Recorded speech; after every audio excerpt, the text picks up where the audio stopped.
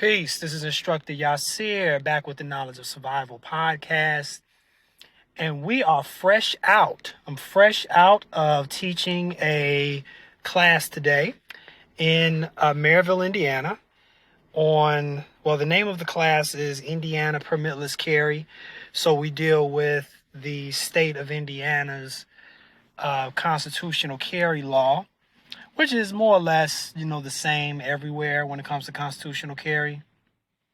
Basically means if you could legally, let me phrase it this way.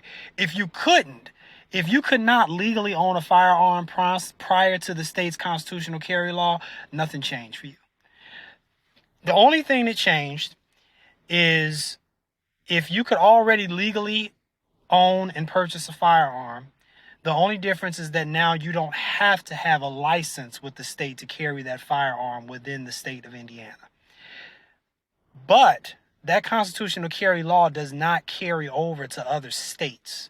So that's why it's still important to have a concealed carry license or a firearms license for the state of Indiana. I'm sure that it's more or less the same when it comes to other states that have constitutional carry laws. But what I wanted to hit on this episode is to just know your laws. Know your laws for your state.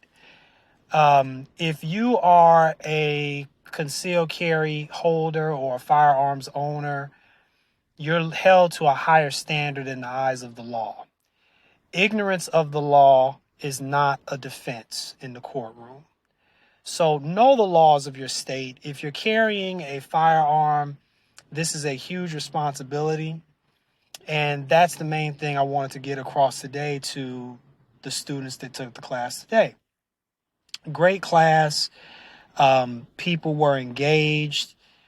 We had a gentleman ask when we got to the use of force section or deadly force. When we got to the use of deadly force section, a gentleman asked a question. He said, well, what if a guy comes in my house? If he comes in my house, all bets are off, right? It's not necessarily true.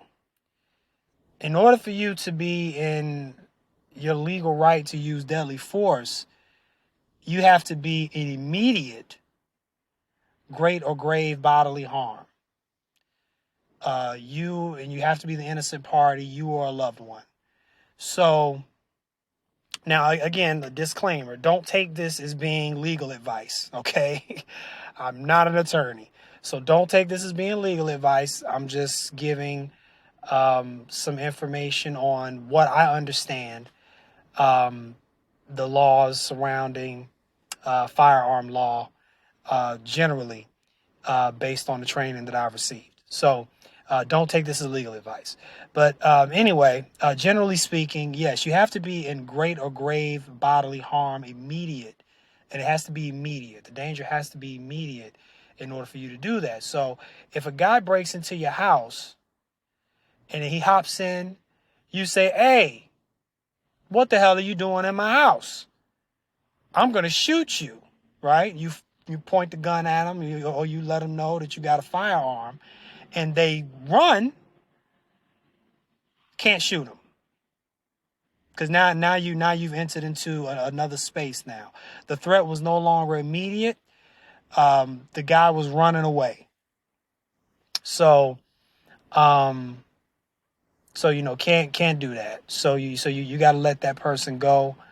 If you end up shooting them, now you are in the wrong now because the threat was no longer immediate. The guy left the premises, or he was in the process of leaving the premises until you shot him. So know the laws for your state, guys, and be aware, especially if you are a firearms owner, you got to know the laws surrounding that firearm. Be prepared. Take my classes if you're local to the state of Indiana and Northwest Indiana, Chicagoland area. If you're not local to me, I'm going to be doing online classes here soon, so be on the lookout for those. And if you don't like me, take training with another instructor out close to you. You know, my main thing is I want you to get the information. Okay, if I can profit from it, you know, that's just a plus. But the main thing for me is that you guys get this information out there. So that's it for today. I'll see you again soon. When in doubt, train.